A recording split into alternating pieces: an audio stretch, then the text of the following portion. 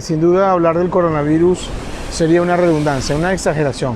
Probablemente en estos momentos tengamos una sobreinformación sobre el coronavirus, el origen, las características, su sintomatología, las consecuencias. Creo que estamos todos algo saturados de información. Pero la intención de este video, de esta grabación, no es hablar del coronavirus, porque además no soy una autoridad como para poder hacer un testimonio con la responsabilidad que exige un tema de eso.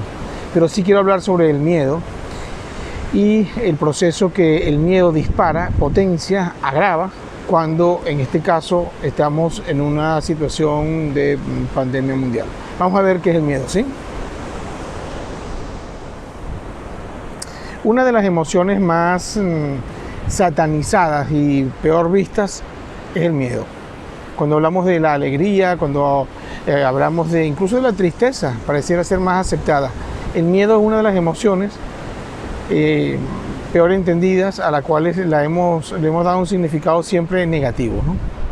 El miedo es una emoción natural, necesaria, que nos prepara para los sistemas de alarma cuando hay una amenaza o simplemente cuando hay algo en el entorno que puede afectarnos, ¿no?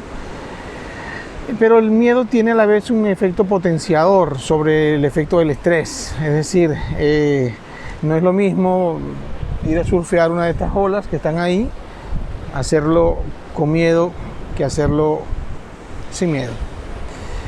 El coronavirus, sin duda, es una realidad, es un hecho. No seré yo quien diga si se está exagerando, si las cifras son las adecuadas. Repito, no tengo la información ni tengo la objetividad para poder aseverar eso. Pero es una realidad.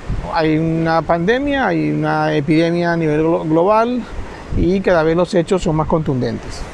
Ahora, yo puedo controlar esa pandemia, yo puedo tener control sobre las cosas que están sucediendo fuera de mi entorno. No, la respuesta va a ser siempre no. En lo que puedo tener yo y sobre todo desde mi plano emocional.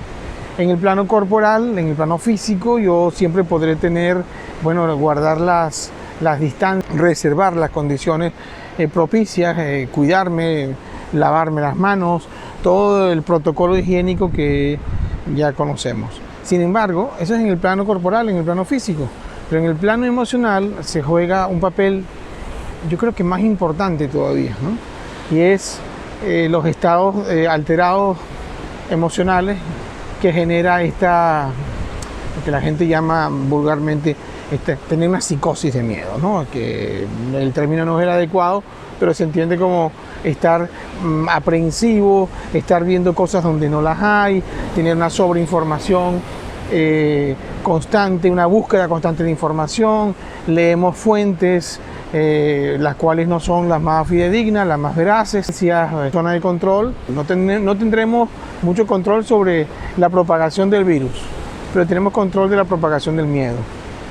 Y sobre eso es bien interesante, porque si es cierto que hay una pandemia de coronavirus, también es cierto que hay una pandemia de miedo. Se caracteriza por operar en el futuro. ¿Qué estoy diciendo? Que estoy diciendo que el miedo opera en el futuro. El trabajo del miedo, o el trabajo sano del miedo, es preparar a la persona ante posibles escenarios amenazantes, ¿no? Si yo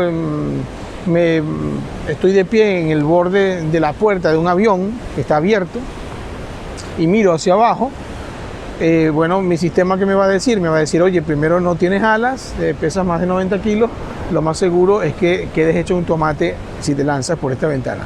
El miedo me prepara, me dice cuidado con lo que va a ocurrir. Y eso está bien, eso es sano. Lo que ocurre es cuando vivimos prolongada, crónicamente, en un estado de miedo, anticipando cosas que no han ocurrido, y sin embargo el cerebro, que es completamente literal, que no discrimina cuando una cosa es cierta y cuando no lo es, cuando una cosa es pasada, cuando una cosa está en presente o cuando una cosa va a ser en futuro, él simplemente basta generar un pensamiento para disparar un estrés. Y ese estrés es tan real, repito, a cuando es una fantasía, a cuando es un recuerdo o cuando es una experiencia. Ejemplo de esto es cuando vamos a ver una película. Tú vas a ver una película en el cine y obviamente la película es fantasía. De hecho estás sentado cómodamente en una sala. Sin embargo, el cerebro a los pocos minutos procesa esa información de la película como si fuese una verdad, una realidad, ¿no? Las palpitaciones cardíacas son iguales, la sudoración y todas las reacciones electrogalvánicas en el cuerpo son igual que si ese estímulo que estamos viendo en esa pantalla, que es una película, de verdad estuviera ocurriendo en la vida real. ¿Con esto qué quiero decir? Cuidado con el miedo, cuidado con el miedo. ¿Por qué?